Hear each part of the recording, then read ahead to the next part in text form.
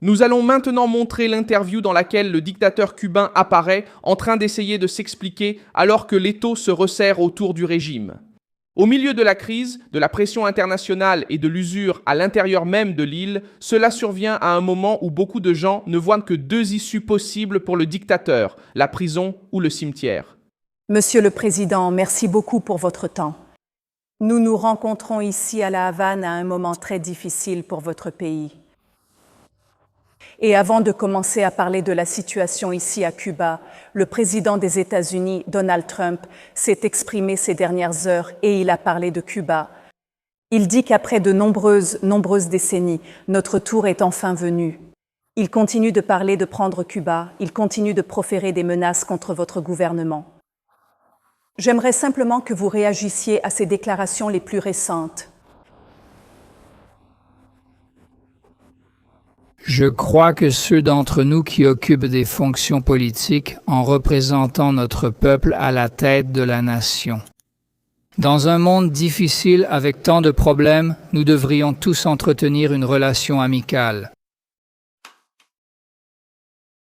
qui garantirait réellement la paix et la sécurité de chacune de nos nations et de chacune de nos différentes régions.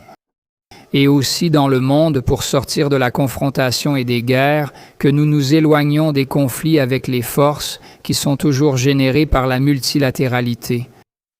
Et qu'en tant que chrétiens et dans le choix du dialogue pour résoudre les différends bilatéraux, nous puissions résoudre les problèmes multilatéraux ou les différends bilatéraux ou les problèmes multilatéraux de façon définitive.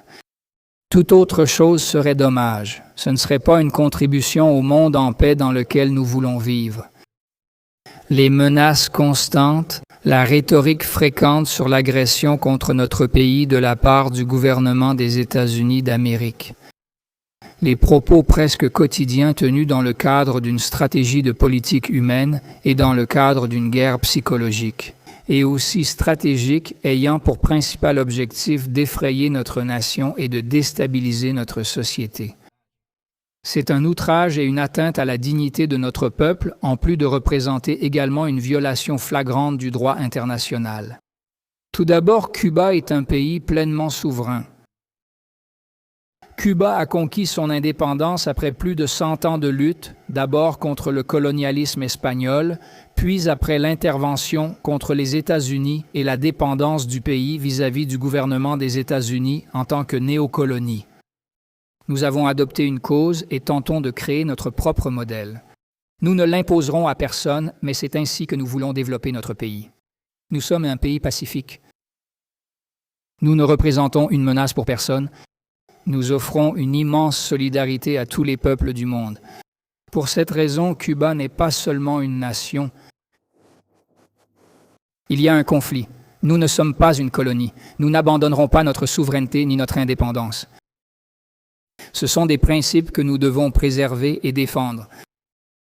Par conséquent, nous croyons fermement qu'il y a, oui, une certaine exagération.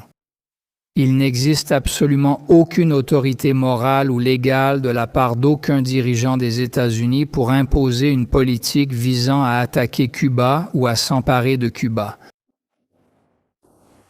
Mais pensez-vous qu'ils vont utiliser la force et qu'une attaque est imminente? Oui. Ce serait de la spéculation car il y a un mélange d'intérêts politiques. L'administration actuelle des États-Unis est profondément liée à la mafia cubaine basée à Miami et par conséquent, elle cherche à plaire à sa base électorale alors que nous approchons des élections aux États-Unis. Et ils essaient d'être condescendants pour répondre aux attentes et aux intérêts particuliers de ces électeurs. Donc vous avez ces intérêts politiques. D'un autre côté, il y a beaucoup d'excès de rhétorique et beaucoup de manipulation. Et ce qui est parfaitement évident pour nous, c'est qu'il existe une menace réelle. Je ne peux pas dire s'ils vont le faire ou non. Il s'agit d'un danger asymétrique. Nous avons les États-Unis qui jouent le rôle d'agresseurs et les États-Unis intensifient leur réponse face au danger et à une possible intervention. Et tout cela nous met en état d'alerte. Si jamais il y a une attaque, le peuple cubain répondra avec unité, fermeté et toujours pour défendre notre souveraineté nationale.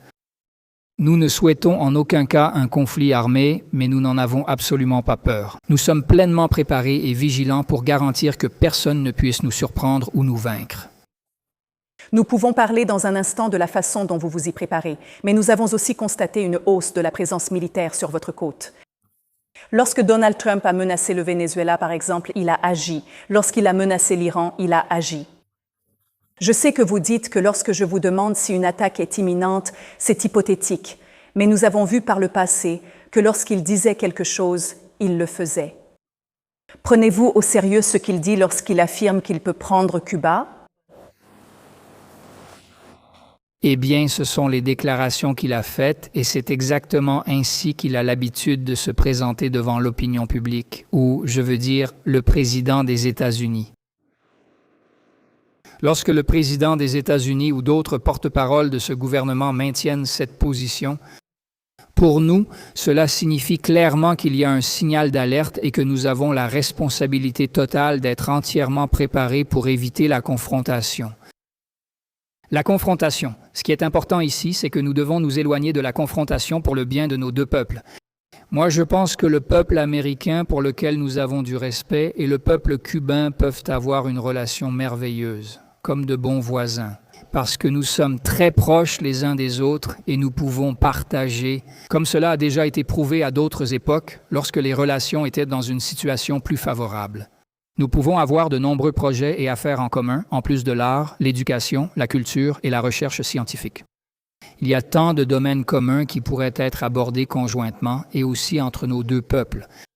Nous n'aimons pas être comparés à ce qui s'est passé ailleurs, parce que cela reviendrait à ignorer notre histoire et à ne pas reconnaître la force de nos institutions, le sens de l'unité de notre peuple et le sentiment de l'attachement à notre souveraineté et à notre indépendance. Merci. Comment vous préparez-vous militairement puisque vous prenez cette menace au sérieux? Comment vous préparez-vous? Et pensez-vous vraiment pouvoir affronter la puissance des forces armées de Zewa, sachant qu'il s'agit de l'armée la plus puissante du monde?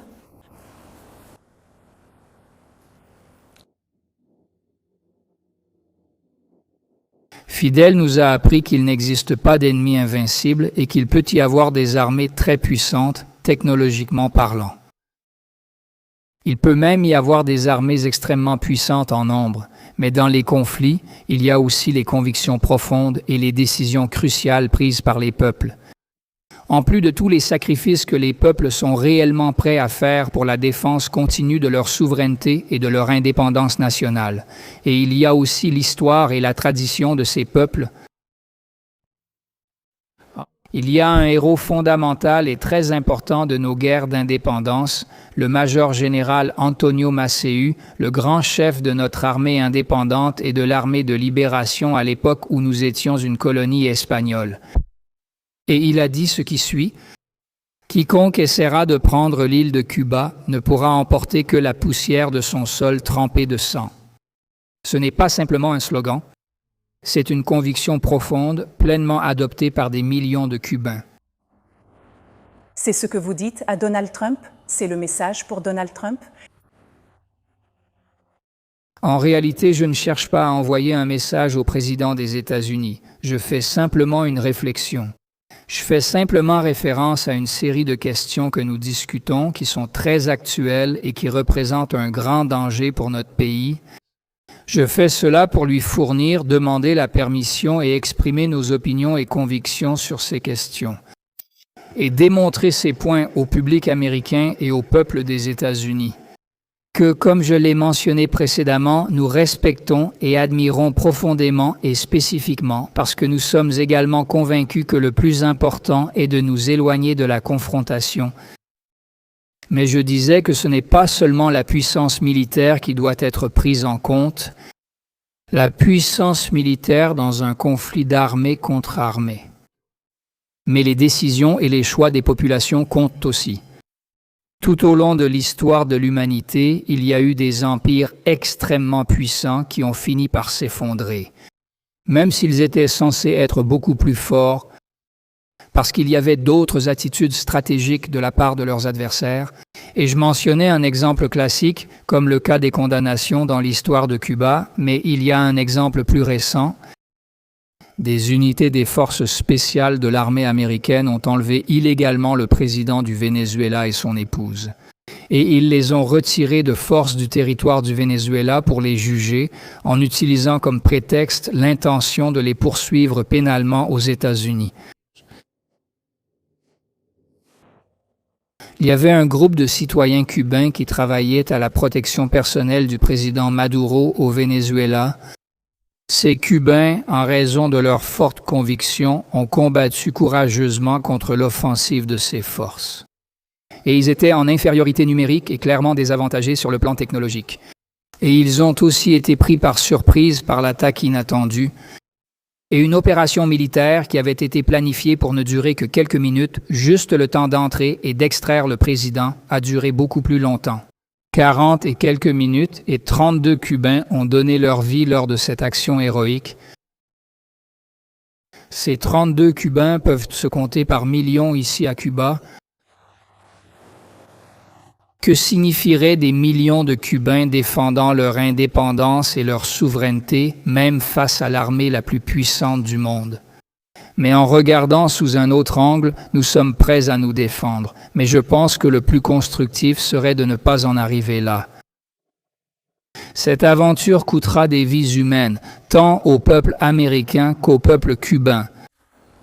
Vous venez de donner l'exemple de ce qui s'est passé au Venezuela. Et le monde a vu et suivi la façon dont les militaires des États-Unis ont arrêté Nicolás Maduro, l'ont emmené et le maintiennent dans une prison aux États-Unis. Mais vous n'êtes pas inquiète que, même si cette opération, une opération que vous avez dit ne devoir prendre que quelques minutes, ait pris 46 minutes. Vous n'avez pas peur que cela puisse aussi vous arriver. Je veux dire, ils ont inculpé Raúl Castro. Par exemple, vous ne craignez pas d'être maintenant dans leur ligne de mire? Ils disent des choses comme vouloir arrêter Raúl Castro. On m'a déjà posé cette question de nombreuses fois et la réponse dépend entièrement de l'attitude que l'on adopte face aux défis de la vie et aux complexités qu'elle présente.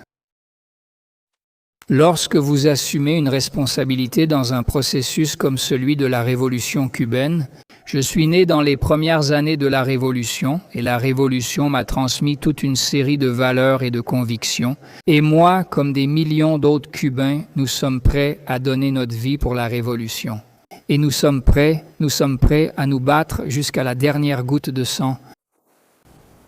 Dans le but fondamental de défendre nos droits, notre indépendance, notre souveraineté et toutes nos conquêtes historiques. Quand on adopte cette position ferme à Cuba, on ne se sent pas inquiet et on n'a pas peur. Vous portez une énorme responsabilité d'éviter cette situation critique, étant dans notre position actuelle à la tête des destinées de ce pays. Mais l'inquiétude et la peur n'existent pas parce que nous avons déjà adopté cette position fondée sur nos convictions face à une situation comme celle-ci. Vous pariez sur le fait que les Cubains vont se lever et défendre leur pays en cas d'agression des États-Unis. La présidente du CERES parie sur le fait que si son gouvernement, son régime s'effondre, le peuple cubain va se lever et prendre le contrôle du pays. Comment pensez-vous que cela va se terminer? Je pense vraiment que si nous disons que nous voulons discuter et dialoguer, que nous voulons trouver des solutions, nous voulons trouver une solution qui réponde à nos possibilités et à nos différences bilatérales. Pourquoi devons-nous constamment mettre en avant ces situations spécifiques?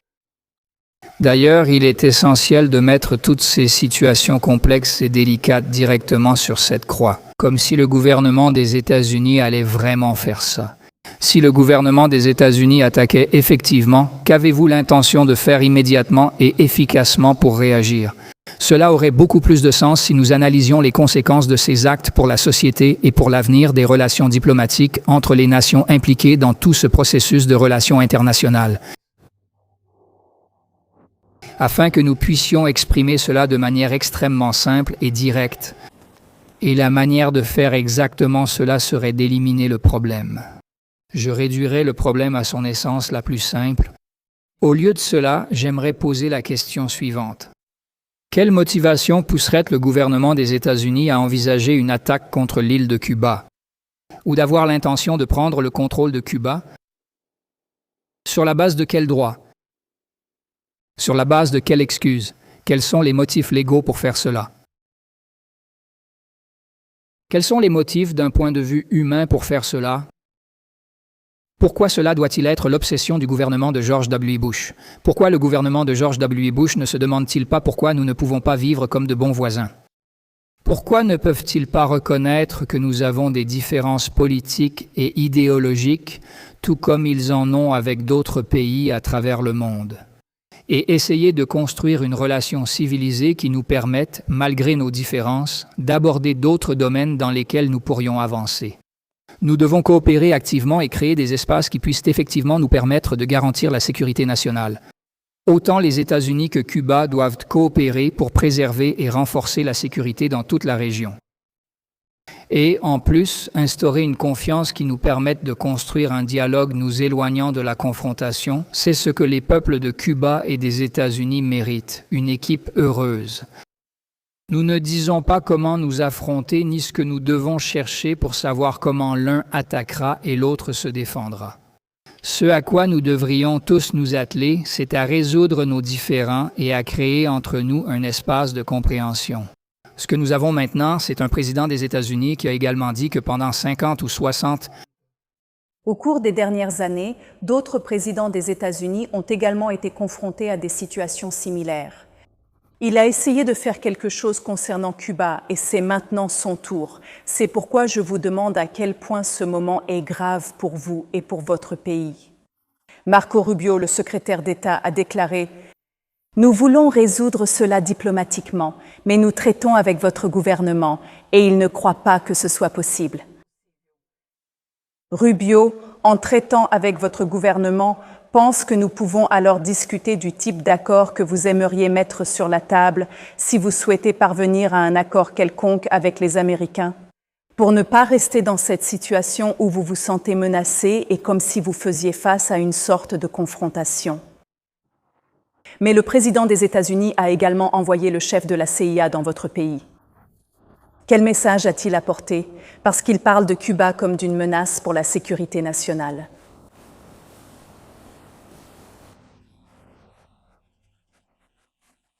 Je crois que les représentants actuels du gouvernement des États-Unis ont dit beaucoup de mensonges. Ce sont des mensonges éhontés. Ils ont manipulé de façon très intense et constante l'opinion publique internationale. Tout d'abord, il y a eu un moment crucial dans l'aggravation de ce blocus jusqu'à atteindre le point de pression maximale, qui est exactement ce que nous vivons actuellement. Et en tenant compte de tous les grands et graves problèmes que cela cause dans le quotidien difficile des Cubains, tout cela était lié au décret exécutif du 29 janvier lorsqu'ils ont décrété, premièrement, un blocus total du carburant contre notre pays et qu'ils condamnent en réalité tout le pays à essayer de vivre sans aucune énergie. C'est un crime, c'est un génocide. De plus, la justification officielle qu'ils ont utilisée pour approuver ce décret exécutif était la suivante, et c'est quelque chose que le président des États-Unis lui-même a déclaré, que Cuba représente une menace inhabituelle et extraordinaire pour la sécurité nationale des États-Unis. Et même si ce n'est pas votre rôle, puisque vous êtes intervieweur, croyez-vous vraiment que cette île puisse représenter une menace pour la sécurité des États-Unis? De plus, une menace inhabituelle et extraordinaire pour la sécurité des États-Unis. C'est un mensonge et une pure absurdité. Américains, ce que les Américains disent, c'est que vous avez permis l'installation de bases de surveillance chinoises et russes, qu'ils ont vu cela grâce à des images satellites, que l'île, ce n'est pas vrai? C'est pourquoi je vous le dis, ce sont des constructions basées sur la manipulation et le mensonge. Peuvent-ils montrer où se trouvent ces bases? Et la question? Il n'y a pas de base chinoise à Cuba, nous l'avons déjà répété. Nous l'avons déjà affirmé. Ce qui se passe, c'est que les grands médias et tout le système algorithmique des réseaux sociaux sont généralement subordonnés aux intérêts du public américain. Regardez ces images. Ils finissent ainsi par imposer ces récits et visions du monde. Et il est vraiment assez difficile pour les voix du Sud global Et les voix des pays en développement, et en particulier surtout la voix d'un petit pays comme Cuba, doivent être entendues et prises en compte. Mais je dis, revenons à notre histoire. À quel moment précis de notre histoire Cuba a-t-elle entrepris la moindre action agressive ou hostile contre les États-Unis? La véritable nature des Cubains est l'amitié et la coopération totale. Nous ne sommes pas un problème. Nous ne voulons pas attaquer les États-Unis. Nous voulons vivre en paix. Nous avons beaucoup de choses à faire pour le développement de notre pays, de notre nation et pour atteindre la prospérité que le peuple cubain mérite par sa nature héroïque. Quel a été le péché de Cuba? Simplement essayer de construire le socialisme à seulement 90 miles des États-Unis. Eh bien, c'était notre décision. C'est ce que notre peuple a décidé en majorité. Nous ne disons pas aux autres d'aller changer leur système politique, encore moins de penser à attaquer les États-Unis pour qu'ils changent leur système politique. Vous m'avez interrogé sur le dialogue. Je crois qu'il existe des possibilités de dialogue, mais c'est difficile. Pourquoi existe-t-il des possibilités? Eh bien, Cuba a toujours été favorable à cela depuis le triomphe de la révolution menée par le commandant en chef Fidel Castro et aussi dans la continuité assurée par le général d'armée Raúl Castro. Et c'est la position ferme des jeunes générations qui ont maintenant assument désormais les principales responsabilités de notre révolution. Nous avons l'intention d'établir un dialogue et d'engager un dialogue avec les États-Unis afin que nous puissions résoudre nos questions bilatérales par le dialogue et trouver divers domaines de coopération pour instaurer la confiance et nous éloigner de la confrontation. Mais cela doit se faire sans aucune condition préalable. Cela doit être basé sur le respect de notre souveraineté et de notre système politique. Il doit s'agir d'un dialogue dans les contextes où s'applique le principe de réciprocité et où le droit à l'internationalité est respecté. Nous avons fermement maintenu cette position et nous l'avons déjà réitérée à plusieurs reprises en ce qui concerne les États-Unis. Nous avons déjà exprimé cette position publiquement. Pourquoi cela? Pourquoi cela devient-il quelque chose de si difficile? Dans l'histoire de Cuba et des États-Unis, je ne vais pas vous raconter toute l'histoire, mais dans l'histoire de Cuba et des États-Unis, il y a toujours eu une position agressive, celle des États-Unis, et une petite île qui a été attaquée, c'est Cuba. D'un autre côté, les tentatives de dialogue et les possibilités de dialogue sont différentes. Elles ne sont pas propres à ce moment. Sous d'autres administrations et à d'autres époques, on a aussi tenté de tromper ou de créer des canaux de dialogue. Ils ont effectivement été construits, mais lorsque nous avons établi la possibilité de dialogue, malheureusement, nous n'avons pas réussi à avancer de manière significative. Parce qu'il y a toujours eu cette pensée profondément ultra-conservatrice dans certains secteurs des États-Unis, et ils ont fini par saboter ces tentatives de dialogue et ces conversations importantes. De plus, lorsque nous avons eu un dialogue franc, lorsque nous avons atteint certains acquis, je peux dire avec une totale responsabilité que Cuba a respecté et maintenu tous les accords qu'elle a signés. Et les États-Unis n'ont pas vraiment respecté leur part de l'accord. Un autre élément qui rend ce dialogue et ces négociations plus difficiles pour obtenir des résultats fructueux pour les deux pays est directement lié à la position actuelle de l'administration des États-Unis. Il y a de la méfiance à parler de dialogue et il y a de la méfiance parmi la population cubaine quant à la manière dont ce dialogue peut avancer, car soi-disant, nous avons d'un côté, il a dit que les deux parties, tant le gouvernement vénézuélien que le gouvernement américain, ont fini par se tromper mutuellement lors du dialogue. Et, au milieu de tout cela, une attaque inattendue et violente a eu lieu et ils ont assassiné le président. Ils ont également dit qu'il y avait un processus de dialogue diplomatique entre le gouvernement israélien et le gouvernement iranien au milieu des tensions. Et justement, au milieu de ce dialogue, les États-Unis ont attaqué la République islamique d'Iran. Alors, les gens ont ce soupçon que nous essayons d'avancer vers ce dialogue. Et constamment, les États-Unis, des représentants officiels et des personnes du département d'État disent que Cuba est un État failli, que nous sommes incompétents, que nous n'acceptons pas l'aide humanitaire et que nous avons des bases militaires chinoises et russes sur notre territoire, Cuba, que nous représentons une menace inhabituelle et extraordinaire pour les États-Unis et la sécurité nationale. et ils recourent constamment à une rhétorique de guerre et de confrontation, ainsi qu'à des menaces contre Cuba. Alors, c'est très difficile dans une telle situation de le faire parce que pour parvenir à ce dialogue, qui est ce que nous espérons, il doit y avoir une certaine volonté des deux côtés de trouver un terrain d'entente afin que nous puissions avancer.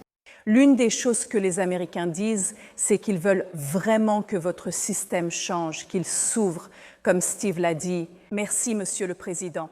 À La Havane, ces derniers jours, j'ai vu l'impact du blocus sur votre pays, la pénurie de carburant. Les hôpitaux qui rencontrent des difficultés, nous avons vu des tas d'ordures partout dans la ville. Il a été incroyablement difficile de voir à quel point la souffrance du peuple ici est intense. Et je comprends que vous allez dire que la plus grande partie est due au blocus. Mais les personnes avec qui j'ai parlé disent aussi que ce n'est pas entièrement la faute de Washington, que c'est aussi de votre faute. Quelle responsabilité assumez-vous pour la grande souffrance de votre peuple? Nous avons toujours pleinement reconnu les erreurs et les fautes que nous avons commises. Et la Révolution a toujours été, de manière constante et rigoureuse, autocritique. Et dans le cadre de cette critique partagée avec le peuple, nous avons surmonté des problèmes. Ce qui se passe, c'est que nous traversons une situation très exceptionnelle. Nous sommes sous blocus depuis 60 ans, c'est le blocus le plus long de l'histoire de l'humanité. Et il ne s'agit pas d'un blocus ordinaire, c'est un blocus économique, financier, commercial et actuellement aussi énergétique. Et ce blocus n'est pas imposé par n'importe quel pays. Cela est imposé par la plus grande puissance du monde, la puissance qui détient le contrôle sur l'utilisation de la monnaie forte et des finances mondiales. Et l'intérêt et l'énergie au niveau mondial alors? L'aspect le plus cruel et pervers de ce blocus est la longue et épuisante période de temps qui s'est déjà écoulée. C'est la plus grande offense commise contre Cuba et contre le peuple cubain qui a enduré toutes ces adversités pendant des décennies. Et maintenant, malheureusement, nous le ressentons et en souffrons aussi ici en Argentine. Un blocus titanesque et un monde qui est contre ce blocus. C'est un récit stratégique créé par le gouvernement des États-Unis pour tenter de rendre complètement invisible le véritable responsable de la situation que Cuba affronte aujourd'hui, qui est le blocus économique et commercial, n'est-ce pas? Et ensuite, ils ont mis toute la faute sur le gouvernement cubain lui-même. Cuba n'est pas du tout un État failli. Cuba n'est pas un État de foi. Ceux qui ont échoué, c'est le peuple cubain. Ce n'est pas seulement à cause de l'embargo. Monsieur explique. Nous assumons la responsabilité de ce que nous avons, de ce que nous devons perfectionner, de ce que nous devons améliorer, des choses que nous n'avons pas pu atteindre et des choses que nous avons dû reporter à cause de l'embargo. Mais même si nous avions tout fait parfaitement, le pays vivrait la situation qu'il vit simplement parce que le principal coût de cela, c'est l'embargo. Et laisse-moi te dire une chose. Le fait que nous ayons 20 heures ou plus de coupure d'électricité n'est pas dû à l'incapacité de notre réseau national d'électricité. Nos ingénieurs, nos spécialistes du système de stratégie internationale, notre prodistrito et les ajustements, ils sont compétents pour que tu me comprennes. La centrale électrique et son équipe expérimentée utilisent le pétrole lourd national, mettant en œuvre leur savoir-faire pour assurer efficacement la production. Les centrales ne peuvent pas être réparées ni entretenues normalement. Leur système connaît des cycles de repos et des blocages répétés des blocs qui finissent par se remplir de boue. Par la création monétaire, laissez-moi finir. Ce blocus économique empêche que la grande monnaie soit envoyée directement à Cuba. Le blocus empêche Cuba de pouvoir réclamer des crédits ou des parts de l'Union. Statistiques sur les arrivées sur l'île ou l'arrivée de carburant à Cuba. Quel pays peut fonctionner sans carburant? Que se passe-t-il aux États-Unis? Même aux États-Unis, sans accès au carburant, ils disposent de réserves de pétrole pour maintenir leur niveau de consommation. Ils ont envahi d'autres pays pour pouvoir obtenir le carburant et le pétrole d'autres pays. Et à Cuba, c'est différent. On ne nous permet pas d'obtenir du carburant. Comme dans aucun autre État en faillite, et au milieu de cette situation, ce pays a surmonté la COVID en utilisant les vaccins cubains basés sur le développement scientifique de Cuba. Il n'existe pas d'État en faillite comme celui que nous avons à Cuba. Il n'existe pas d'État en faillite comme celui que nous avons à Cuba. Nous avons de meilleurs indicateurs montrant que la lutte contre la pandémie de COVID-19 donne des indicateurs meilleurs que ceux des États-Unis. Potentiel scientifique. Et cela n'est possible que parce que notre système garantit, malgré ses limites, un système de santé universel, un système d'éducation universel. en plus de la culture et du sport qui sont des droits de notre peuple. Et nous faisons cela gratuitement et nous le permettons. Et les médecins cubains sont connus dans le monde entier. Les médecins cubains sont connus et respectés dans le monde entier. Il n'y a aucun doute là-dessus, mais vous commercez avec les Chinois, vous commercez avec certains pays européens. Pourquoi ne pas aller plus loin et adopter le modèle de la Chine ou du Vietnam, où ils ont ouvert leur marché et accepté que le système communiste rigide n'a pas fonctionné?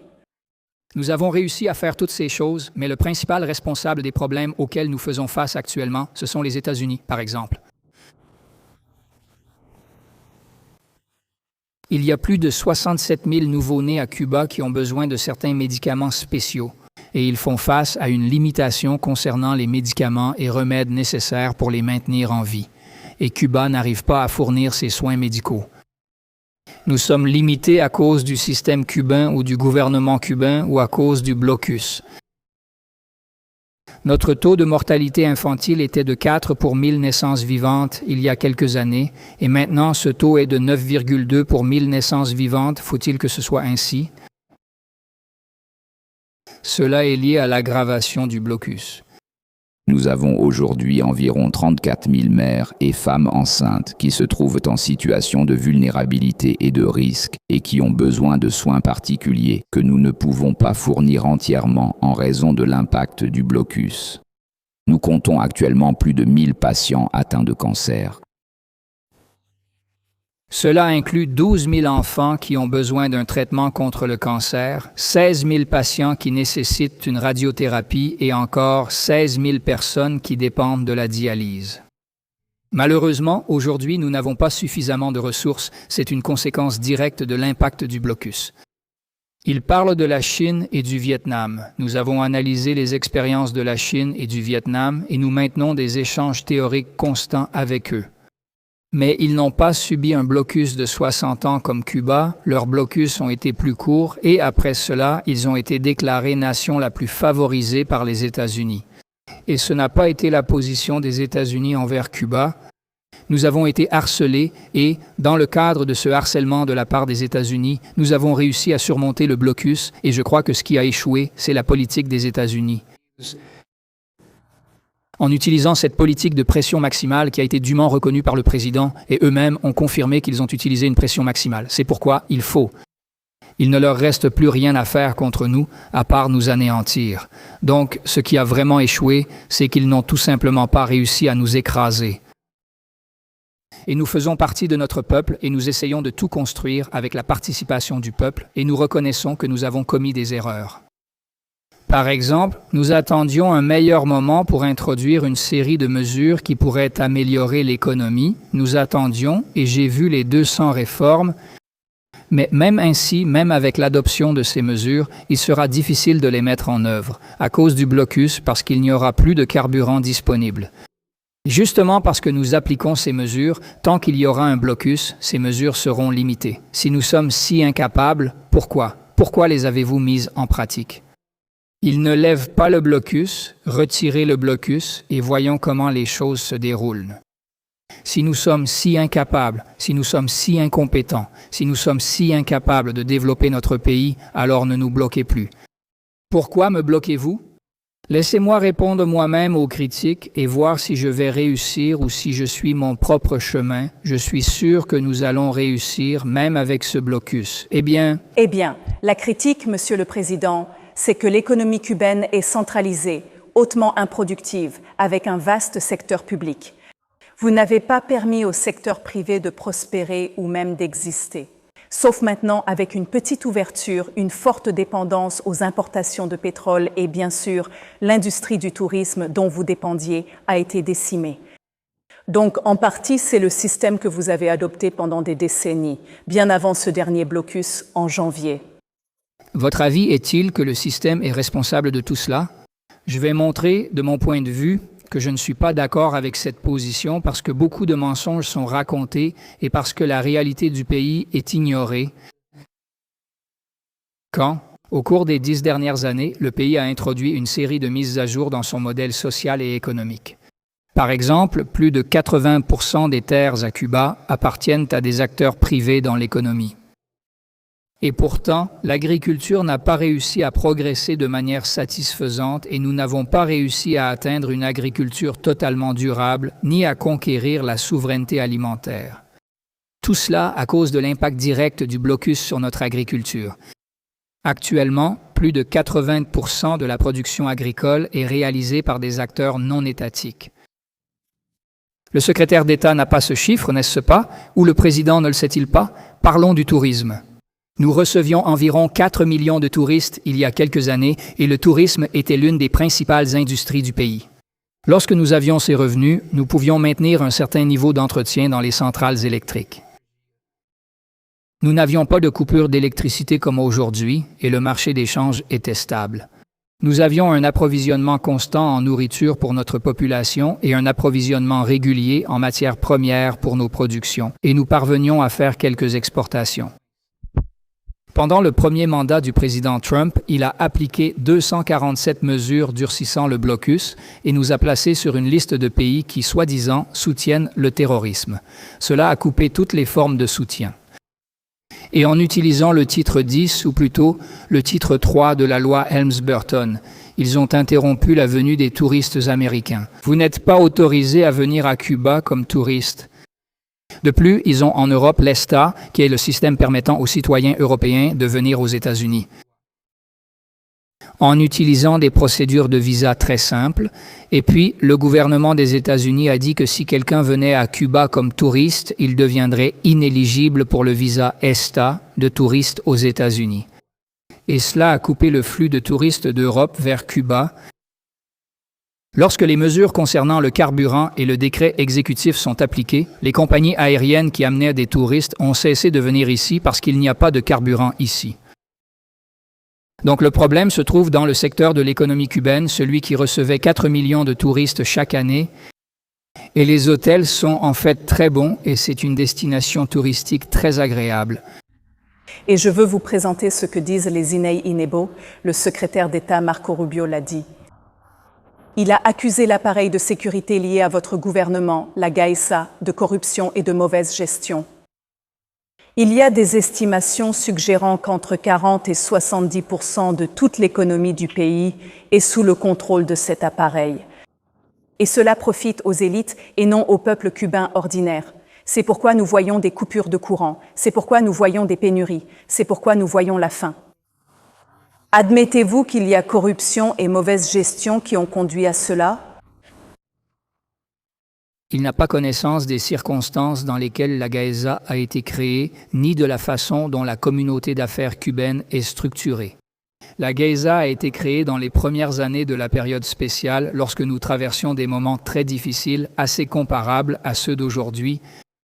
Le bloc socialiste a complètement disparu et nos alliés les plus importants sont partis. Cuba a perdu plus de 75% de tous ses marchés fondamentaux pour le commerce international.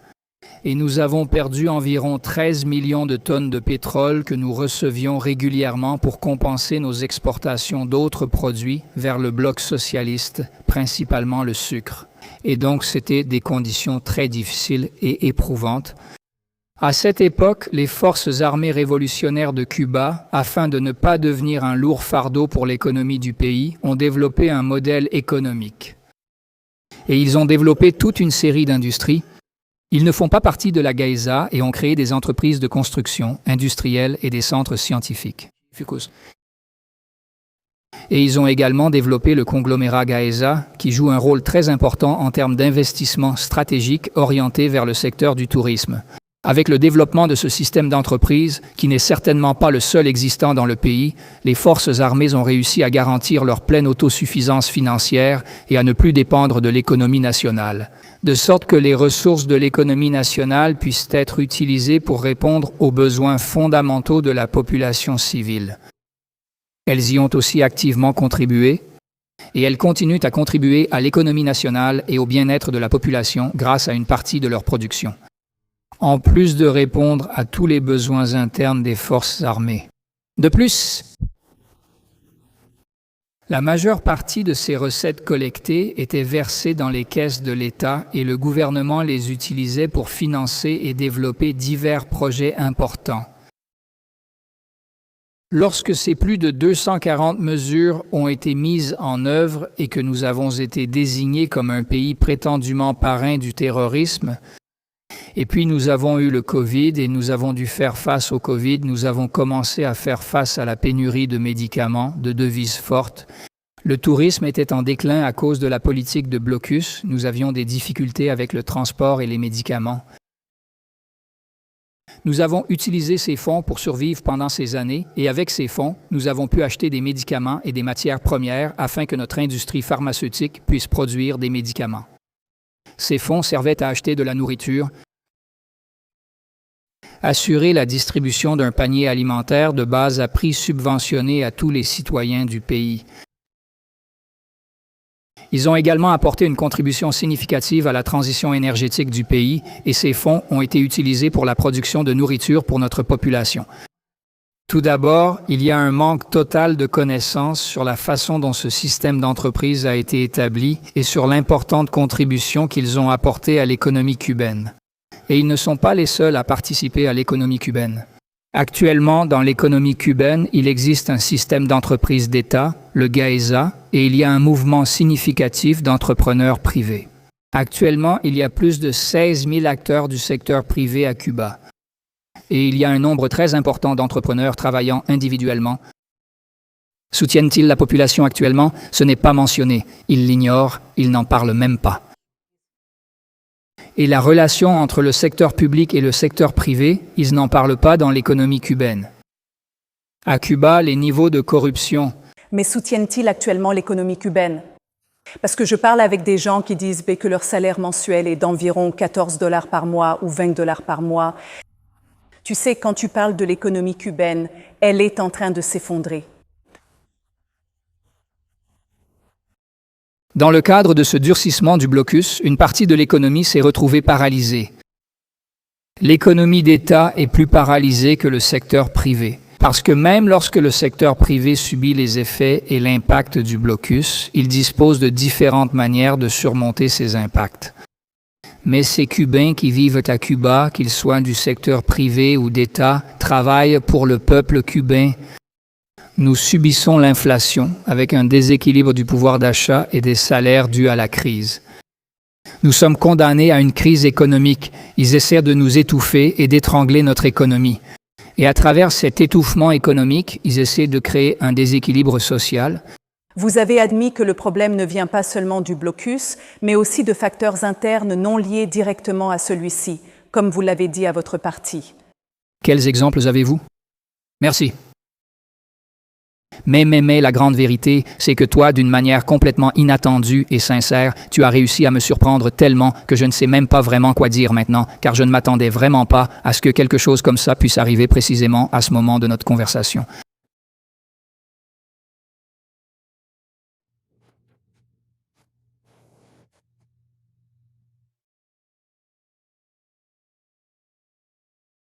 Ces erreurs que nous avons reconnues et surmontées à d'autres moments de nos vies et qui nous ont permis d'atteindre des conquêtes sociales que les États-Unis n'ont pas. Le haut degré de participation, le niveau de nos services de santé, le degré d'éducation et d'enseignement supérieur que nous avons, ainsi que le niveau d'égalité que nous avons réussi à atteindre.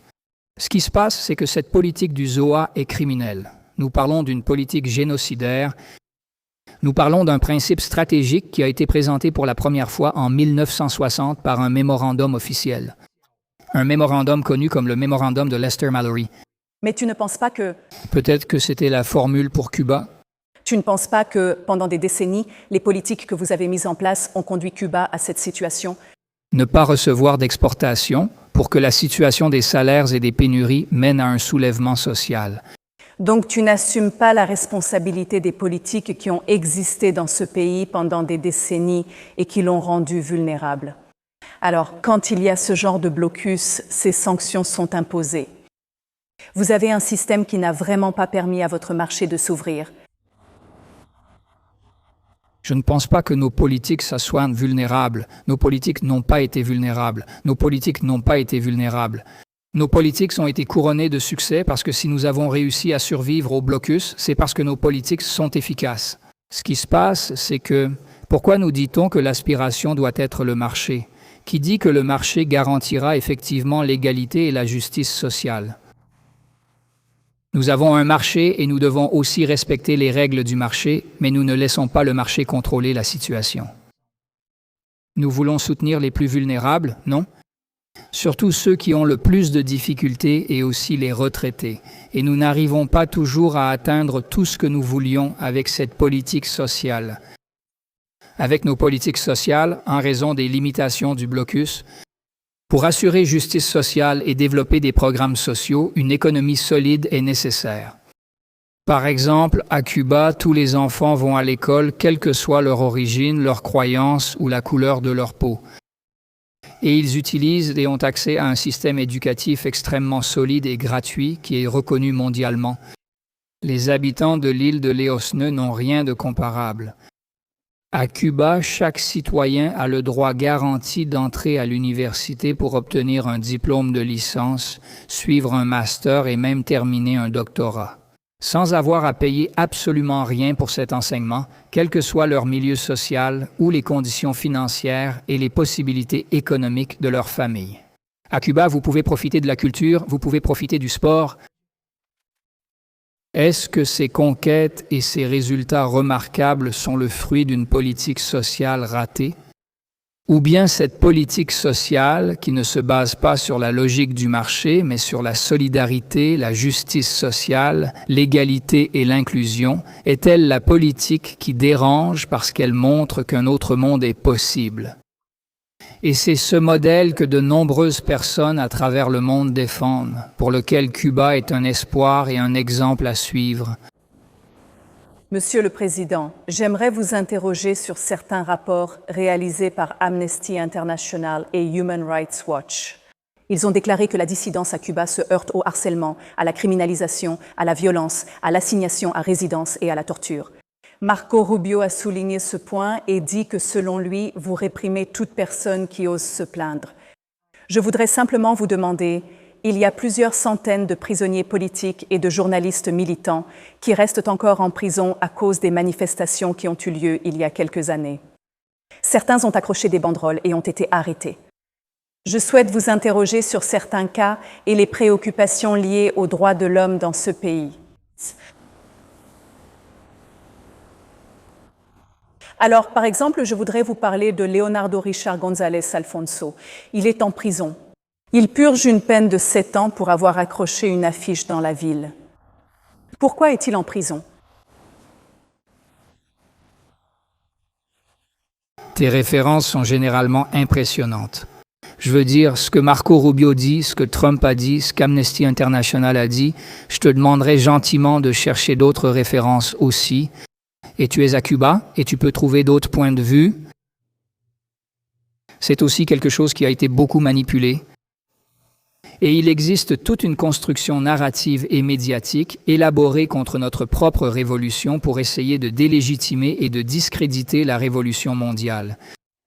À Cuba, il n'y a aucun prisonnier politique. À Cuba, les citoyens qui purgent actuellement des peines de privation de liberté ne purgent pas ces peines parce qu'ils sont pour ou contre la révolution, mais plutôt en raison du fait qu'ils ont effectivement commis divers délits et infractions qui sont dûment prévus dans notre code pénal ainsi que dans notre code civil. Concernant les manifestations, plusieurs personnes ont été financées et soutenues par les États-Unis. Et dans ce cas, le désir de manifester contre la révolution, n'est-ce pas? Ils n'ont pas seulement manifesté contre la révolution, ce que beaucoup de gens font quotidiennement, que ce soit sur les réseaux sociaux ou dans notre quotidien, il y a des personnes qui sont contre la révolution, tout comme il y a des personnes qui sont pour la révolution et qui sont aussi dérangées et insatisfaites, et elles ne sont pas en prison. Alors, certaines personnes, en utilisant cela comme une simple excuse, finissent par commettre des actes de vandalisme. Et ceux qui commettent des actes de vandalisme contre la sécurité du pays, perturbant l'ordre interne, sont inculpés et jugés dans le respect de la procédure légale, comme cela se passerait partout ailleurs dans le monde, y compris aux États-Unis.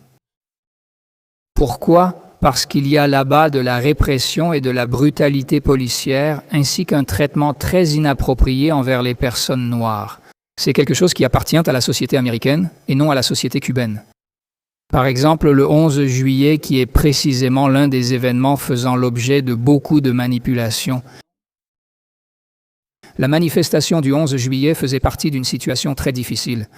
Nous avons commencé à subir certaines des restrictions dues au renforcement du blocus avec les pressions et mesures mises en place par Trump que Biden a maintenues, ainsi que la pandémie. Des coupures d'électricité prolongées, manque de médicaments. Quand notre usine d'oxygène est tombée en panne, le gouvernement américain a empêché d'autres entreprises de nous en vendre. Nous avons dû agir pour éviter des morts. Nous n'avions aucune possibilité d'accéder aux vaccins et nous avons dû développer nos propres vaccins. Dans tout ce contexte, nous avons eu la manifestation du 11 juillet, une manifestation où il y avait des milliers de personnes. Il n'y avait pas environ 35 000 personnes en prison. Au final, 700 personnes ont été traduites en justice et beaucoup d'entre elles n'ont pas été jugées, car certaines étaient très jeunes et ont reçu un traitement différent. En agissant directement et de façon rapprochée avec les familles et les établissements d'enseignement, et tous les individus qui ont commis des actes de vandalisme, de vol, d'infraction et de troubles à l'ordre public contre nos forces de sécurité ont été dûment inculpés, comme cela se ferait dans n'importe quelle autre partie du globe terrestre. Beaucoup d'entre eux ont bénéficié de diverses grâces que nous avons récemment accordées, non pas seulement à ces personnes en particulier, mais aussi de grâces générales accordées à certains détenus. Beaucoup d'entre eux ont fini par être libérés bien avant d'avoir purgé entièrement leur peine. En particulier, je ne me sens pas en position de pouvoir m'exprimer sur des cas spécifiques en ce moment. À Cuba, je vous assure que personne n'est en prison, parce que leurs idées sont contraires à la révolution, parce que nous sommes pleinement conscients que toute la population n'est pas en faveur de la révolution. Mais nous ne permettons à personne dans le pays, à ces bases et groupes qui sont contre la révolution, de commettre divers actes de vandalisme et de désordre parce qu'il existe une sécurité très rigoureuse et établie et nous ne sommes pas disposés à laisser absolument personne réussir à briser cela de quelque manière que ce soit. Dans une grande partie de ces cas spécifiques, ces personnes qui commettent des actes de vandalisme de manière délibérée, il est ensuite démontré qu'elles ont été payées et financées par des agents du gouvernement fédéral des États-Unis d'Amérique. Je sais que tu veux, mais on m'a dit de me dépêcher. Et une autre chose, s'ils croient qu'il y a de la torture, qu'ils me montrent qui a été torturé. Je les mets au défi de présenter des preuves de tout citoyen qui aurait été torturé.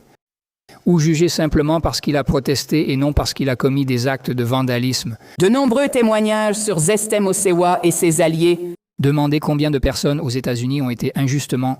Et Amnesty fait de nombreux rapports sur l'Amérique et les... Donnez-moi un exemple récent. Où sont les preuves légales des exécutions menées par les États-Unis en mer des Caraïbes, soi-disant parce qu'il s'agit de trafiquants de drogue? Où sont les preuves concernant ces personnes qui sont mortes, donc ce sont des trafiquants de drogue? Amnesty International publie de nombreux rapports à ce sujet que j'essayais d'aborder. Le monde condamne cela et le monde demande des réponses à ce sujet.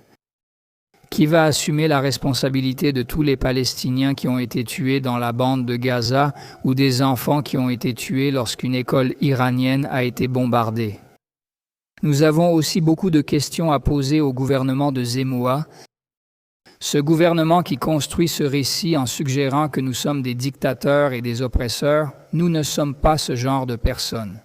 Je peux te dire cela en toute honnêteté. Nous discutons déjà depuis presque 1 heure et je voulais juste te demander, où penses-tu que cette situation va te mener, à toi et à ton pays? Comment penses-tu que tout cela va se terminer?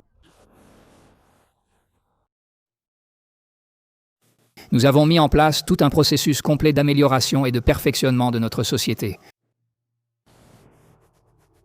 Indépendamment de tous les différents éléments et facteurs que nous avons abordés dans les premières questions sur la façon dont nous nous préparons à nous défendre, ce qui n'est en aucun cas un concept agressif, mais bien purement défensif, et spécifiquement pour éviter la confrontation directe. Nous avons réellement une stratégie économique solide et bien structurée pour poursuivre notre construction socialiste dans une situation extrêmement défavorable et difficile, qui est le blocus le plus long de toute l'histoire moderne, imposé par la puissance impérialiste la plus puissante de l'histoire. Et maintenant, avec ce blocus supplémentaire de carburant, nous avons une perspective politique claire pour renforcer la participation de la population dans les principaux processus de décision et pour que la population puisse avoir accès à plus d'éléments lors de la prise de décision. Et aussi dans le contrôle populaire, dans le renforcement de tout cela, afin que tout soit transparent. Nous travaillons très dur au niveau de la communauté et dans l'implication des personnes au sein de la communauté. Nous donnons beaucoup de place à la participation des jeunes dans notre société. Et, en plus, il est important de noter que ce processus se répète successivement, à plusieurs reprises, sans fin définie pour tous les impliqués dans cette situation. L'usage des devises a été déréglementé parce que les gens étaient différenciés non pas par leur contribution et leur travail, mais plutôt par leur capacité à avoir de la monnaie étrangère ou non. Ainsi, un certain élément du libre marché a introduit une inégalité sociale. C'est pourquoi nous avons cherché à répondre à cela par des politiques sociales globales visant à redistribuer la richesse vers ceux qui en ont le plus besoin et vers les plus vulnérables. Nous sommes conscients que pour y parvenir, nous devons garantir l'unité de notre peuple. Et je dis toujours que l'unité est atteinte et renforcée par une plus grande participation, en promouvant toutes sortes de débats et en créant de nombreux espaces de participation. Nous avons aussi le défi de maintenir une continuité idéologique constante de la Révolution. Et c'est précisément pour cette raison que nous misons sur le rôle central et la participation des jeunes et de la jeunesse. Au cours du processus de notre révolution, nous avons aussi le grand défi de faire face à ce blocus criminel, cruel et extrêmement sévère contre notre révolution populaire. Nous savons que nous devons le faire nous-mêmes. Nous devons être capables de surmonter les défis et les limitations causées par le blocus grâce à nos propres efforts, à notre propre talent et à notre propre créativité. Et le peuple cubain est très créatif. Et parmi les piliers fondamentaux que nous avons défendus avec vigueur, il y a la science et l'innovation technologique. Parce que nous possédons une grande capacité d'innovation qui fait partie essentielle du développement scientifique dans tout notre pays. De plus, nous devons également faire face en permanence à une énorme et agressive campagne médiatique qui tente d'empoisonner l'opinion publique. Absolument tout sur Cuba et tout ce qui concerne la révolution cubaine. Et oui, nous avons des pénuries en termes de nourriture, de transport, de médicaments, d'énergie. Nous avons ces pénuries. Mais il n'existe pas de coupure d'électricité qui puisse éteindre l'espoir à Cuba. Il n'y a pas de pénurie qui puisse détruire la détermination des Cubains. La détermination du peuple cubain face à tant de situations difficiles, le peuple cubain parvient à s'organiser sur le plan social et dans ses communautés en utilisant cette solidarité entre tous nos compatriotes cubains et à rester unis, et dans ces conditions chaque jour sans aucun moyen de transport. Nos médecins et infirmiers parcourent de longues distances à pied jusqu'à leur lieu de travail pour sauver des vies humaines.